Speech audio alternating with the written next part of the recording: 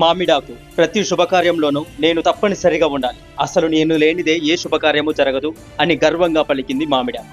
అది విన్న దేవుడు చిన్నగా నవ్వాడు. తలుపు గుమ్మానికి తల క్రిందులుగా వేలాడే శిక్ష విధించాడు మామిడాకి. ఇకపోతే కరివేపాకు. వంటలలో నేను లేనిదే ఆ వంటకు రుచి అనేదే ఉండదు, నేనే గొప్ప ఆకుని అని గర్వంగా పలికింది కరివేపాకు. అది విన్న దేవుడు తినేటప్పుడు కరివేపాకుని ఏరి పారేసే ఆలోచన మనిషికి కలిగించాడు. ఇప్పుడు అరిటాకు కూడా అనుకుంది, ఈ మనుషులు భోజనం చేయడానికి నన్ను తప్పకుండా వాడుతారు, నేను మీకంటే చాలా గొప్ప ఆకుని అని అన్నది. అది విన్న దేవుడు ఆలోచించాడు.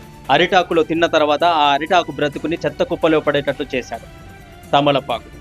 నేను శుభకార్యాలకే కాదు, నన్ను తాంబూలంగా వేసుకుంటే వారి నోరును ఎర్రగా పండిస్తాను, నాకు సాటి ఎవరూ లేరు, నేనే గొప్ప ఆకుని అన్నది తమలపాకు.